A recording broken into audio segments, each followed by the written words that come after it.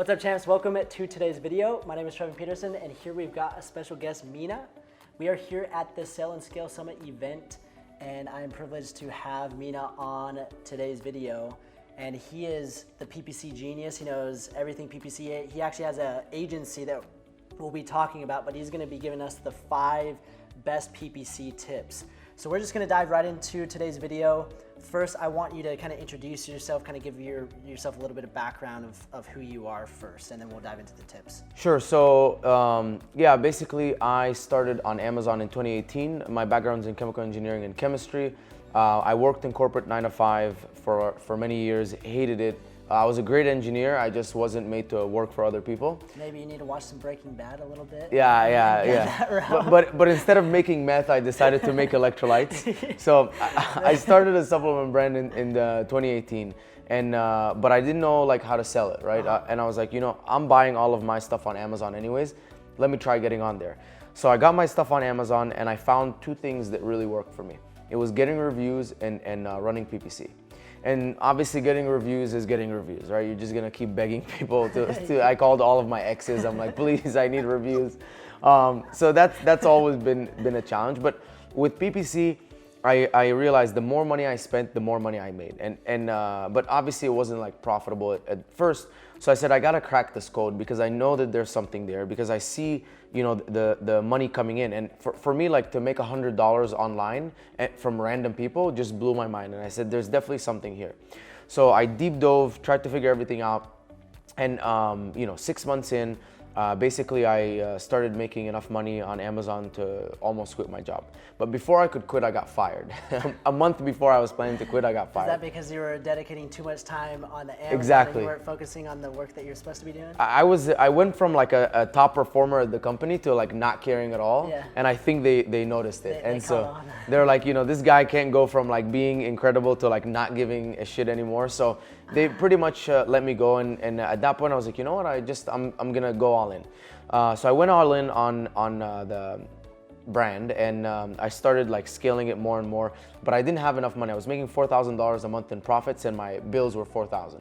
So I was like, okay, I can't do this. I packed all of my life and I went to Egypt for 4 months, and I stayed at my grandma's house. Wow. Yeah. So is that where you're originally from? Is from Egypt? Yes, sir. Awesome. Yep. That's where I was born. And I was living off $500 a month over there. So it was a huge... And you were able to run your Amazon kind of business from Egypt. Yeah. You're obviously saving a lot. $3,500 a month. Yeah. That's amazing. Yeah, and after 4 months, I was now making $10,000 a month in profits. Yeah. That's amazing. And it was all through focusing on PPC and on getting reviews. So at that point, I'm like, okay, I'm gonna move back. I moved back to Los Angeles, and COVID hit. So I started, sharing a lot of we're stuck at home. I'm like, what else am I gonna do? I started sharing a lot of my knowledge on the Facebook groups, on podcasts, and basically just everything that I learned by making mistakes. And I'm like a guy that doesn't overthink. I'll like take action immediately, make the mistake, and then learn and fix it. And honestly, just kind of a point to that, I feel like that's how I am. And I feel like a lot of people that are new sellers, they overthink everything, and they take, like I literally was talking at a round table today, and somebody was like, oh, I've heard about the opportunity for 2 years now, and I'm just kind of waiting around. It's like 2 years. Like everything's changed in 2 years. So it's like, once you hear about it, you just got to commit to it. So taking action is obviously super important. So that's a huge, obviously probably reason of why you probably had the success that you had. Was because of taking a lot of action. Yeah, I'm nonstop taking action. Everyone knows, like I'm the guy that like doesn't think too much. I'm like, okay, this sounds like a good idea. I'm gonna do it, and I'm gonna find the answer immediately. So I took all of that knowledge and shared it with everyone. And I wasn't like saying like this is what you should do. It was more like this is what I did. This is my experience. This is what happened, and this was the result. And people loved me for that. So my personal brand began to grow, and I kept working on my brand and everything. And then in 2021, this aggregator hits me up, and they're like, we heard your incredible Amazon advertising, because I was able to succeed with pretty much no money in one of the most competitive niches. And they're like, can you teach our in-house team? Like, we have an in-house ads team. Can you train them? So I said, sure. Here's a proposal. This is how much money it's going to cost. They're like, okay, we want to test you on one of our brands. So I'm like, fair enough, I gotta walk the walk, right? So they tested me on one of their brands, and then 4 months later, they're like, we tested 6 other agencies, you beat them all out, and you know, we're moving forward with the proposal. And so at that point, I was like, you know what? I loved building my supplement brand, which I still own, but I think I'm way better at this. And at the end of the day, I got into business for a few reasons, right? For financial freedom, freedom of time, freedom of location. So it doesn't really matter if I'm doing it with a brand or with an agency or with a course or whatever it may be with the real estate. At the end of the day, if it fits those criteria, I'm down. And what I realized is if I'm doing something I'm passionate about and something I can be the best in the world at and something I can add tremendous value to people's lives in, that's like the perfect combination for me for like building a business. So I was really good at supplements. I was incredible at PPC. And so that's when I started Trivium Group. And then from there, in like a course of a year, went from 3 people to 40 people now in the company, and we're scaling. We're trying to add as much value as possible to everyone. That's amazing. So are you hiring at this? We're hiring. If you're good at PPC, we're hiring. If you're good at social media, we're hiring.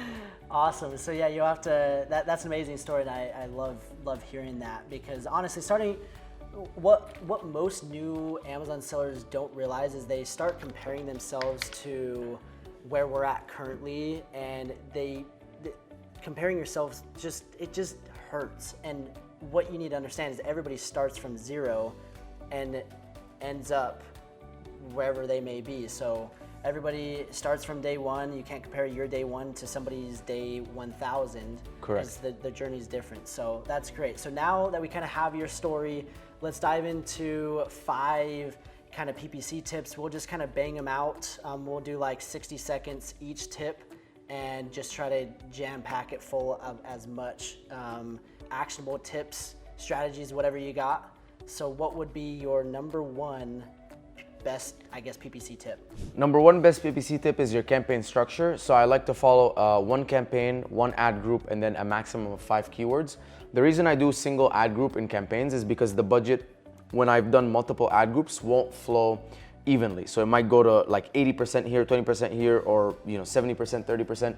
We can't control it. We can only control the budget at the campaign level. So if you have a single ad group, the money flows smoothly all the way down to the keywords. And now the reason I do 5 keywords is because when I've done more like 10, 15, 20, I've noticed that the budget will stay with the top 5, and then the ones at the bottom won't get much money.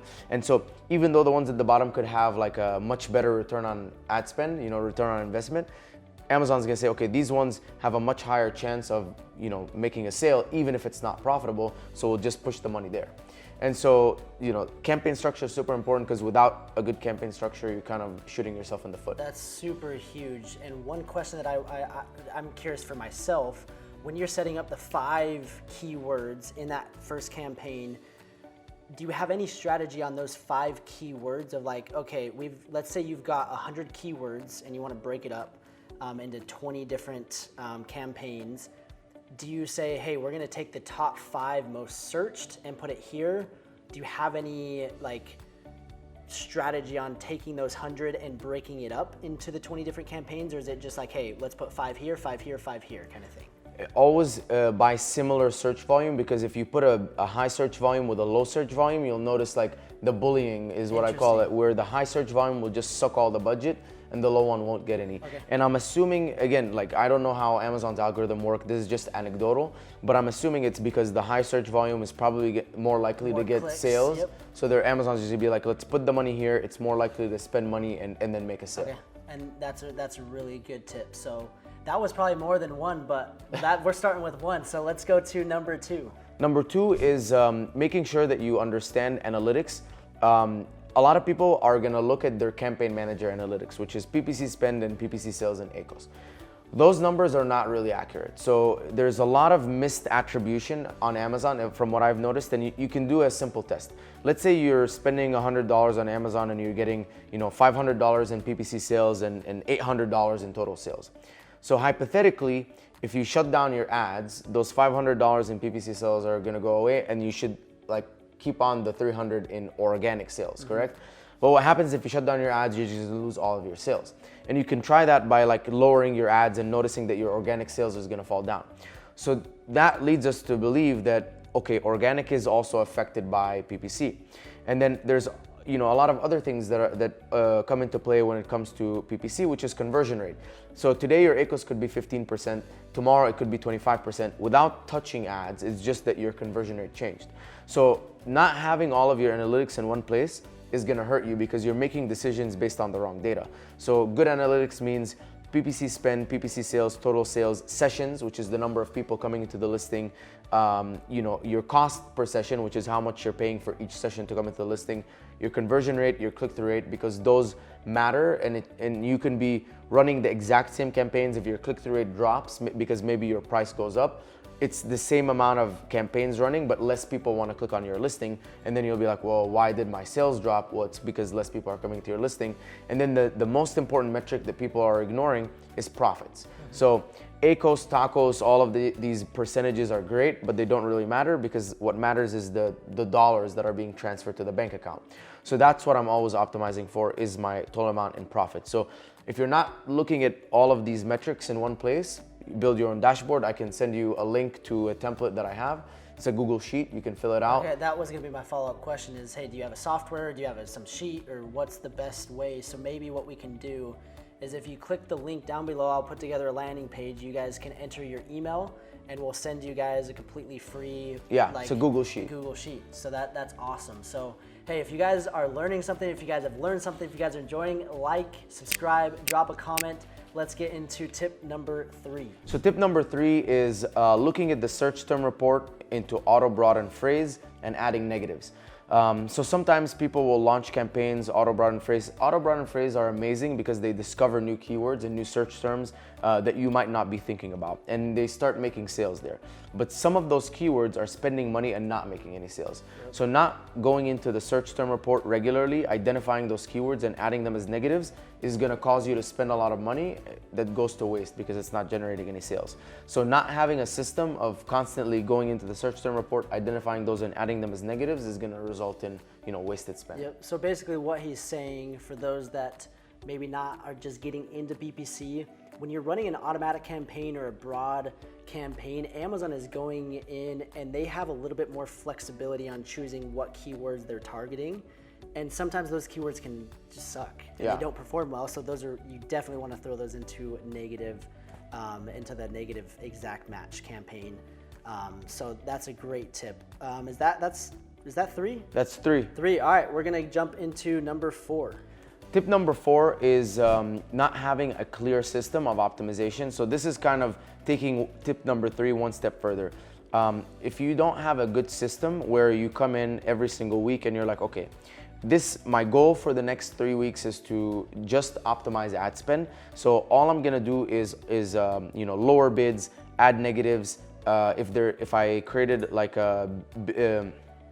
if I added a bid by placement percentage and it didn't work out, let's remove that. If I launched sponsor brand and it didn't work out, let's remove that. If you don't have a system and you're constantly doing singular actions and you're going in there and you're like, let's launch this campaign, let's add negative here, let's do this, and you're doing all these actions that go against each other. One is supposed to increase your spend, the other one is supposed to decrease your spend. Then you're not really keeping track of what's happening. And I'm a chemist, so and a chemical engineer. So every time we would test anything, we would do a controlled experiment where we change one factor at a time. And this way we said, okay, we used to say, let's increase the temperature. And if I increase the temperature, what's gonna happen to the mixture? And we would only change that thing and we would see what would happen. And it's the same with this, is you only change one thing and you see what happens. And if you're not doing that, if you're changing multiple things at once, and this is what I used to do. I used to go in there and tweak, and then be like, okay, what's going on? Why is this not working? Yeah. So make sure you have a system. I'll summarize my system pretty quickly. When I'm scaling, these are the actions that I'm taking.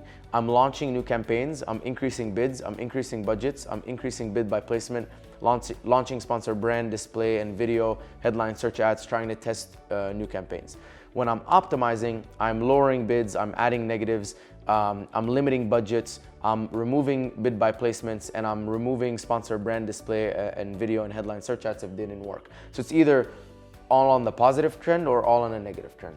That's amazing. So that is a lot of good information. We're gonna dive into the last tip. I've enjoyed it. So again, guys, show some love. Go check out his channel. I'll put the links all down below. Don't forget to like, subscribe. Let's get into the last tip. So tip number 5 is cannibalization. Basically, the goal of PPC essentially is to drive more traffic to your listing. So sometimes we're ranked really high organically, and then you launch a sponsored product ad or a sponsored brand headline search ad. And essentially what that does is it takes the existing audience that's already coming and seeing your listing organically. Now you're putting an ad in front of them and they're clicking on it. And what you'll see is that your ad spend is going to increase, but your sessions won't increase that much. And that means that you're spending more money and not getting more people into the listing. So be aware of that. This happens when you're ranked high with organic and then you add sponsored product, or you're ranked or you're good on sponsored product and you add, headline search ad and sponsored video. And now you're just creating more opportunities for people to spend money without it being new people. It's the same traffic. So when you do that, you're just basically spending more money, not getting more people into the listing, and your ACOS is gonna go up and your cost of ads is gonna go up. So be careful of that. All right, so there was a lot of information. I learned a lot. I hope you guys learned a lot. I know that you guys are busy with your agency, but if somebody's like, hey, I don't wanna really deal with PPC, how do they get in contact with you? What does that look like? Check the website. We'll leave a link. It's triviumco.com. You can get a free audit. So basically we'll come into your account and we'll look at everything, all of your campaigns. We'll audit it, say this is what you should be doing, and it's all value. So it's not like, this is everything that's wrong and then we'll leave you hanging. It's like, this is what's wrong, this is how you should fix it. And then if you want to work with us, we sell the execution, which is basically our team will come in there, they'll execute everything, they'll do everything, and you just manage. That's amazing. So again, thank you guys for watching. Thank you for being here on the channel. Hope you guys enjoyed, and we will see you on the next video.